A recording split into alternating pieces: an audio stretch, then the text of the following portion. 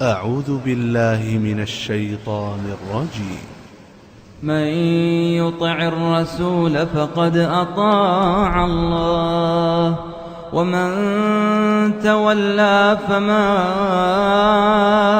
أرسلناك عليهم حفيظا۔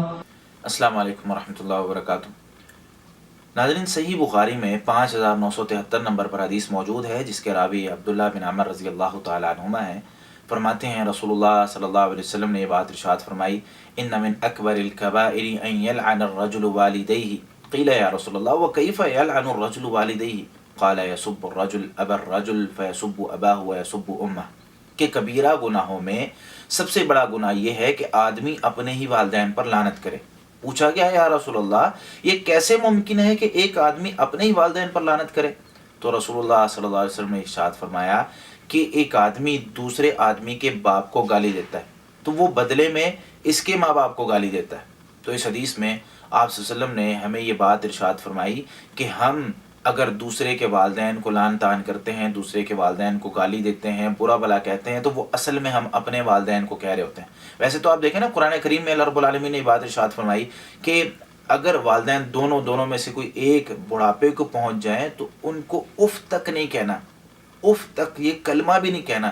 یعنی ہم اپنے والدین کے ساتھ رہتے ہیں، ان کو برا بھلا نہیں کہتے، اور احادیث کتنی موجود ہیں کہ جس میں اپنے والدین کے ساتھ اس نے سلوک کرنا ہے، ماں کے ساتھ اس نے سلوک کرنا ہے، لیکن اس حدیث میں ہمیں دوسروں کے والدین کے ساتھ بھی اس نے سلوک کے ساتھ رہنا ہے، اچھے طریقے کے ساتھ رہنا ہے۔ اپنی تربیت اور اپنی اولاد کی تربیت ایسی کریں کہ معاشرہ بالکل درست ہو جائے، معاشرہ بالکل صحیح سمت میں آ جائے۔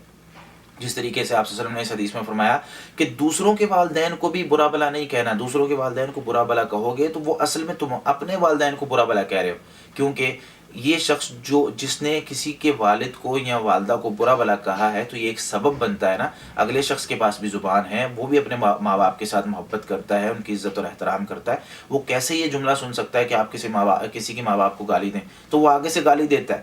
تو یہ شخص جس نے ابتدا کی ہے، یہ اس گناہ کی اس نے ابتدا کی ہے، تو اس شخص کو اس کا یعنی ابتدا کرنے کی وجہ سے گناہ زیادہ ملتا ہے۔ تو اس وجہ سے ہمیں کوشش کرنی چاہیے کہ جب بھی کوئی اس طرح کا مسئلہ ہو، لڑائی ہو جاتی ہے، مسلمان آپس میں لڑ پڑتے ہیں یا کوئی اس طرح کا مسئلہ ہے، تو وہاں زبان کو سنبھال کر رکھنا چاہیے۔ غصے میں کہیں ہم دوسروں کے والدین کو گالی دے کر سبب نہ بنیں کہ ہمارے اپنے والدین کے اوپر بھی گالیاں جائیں۔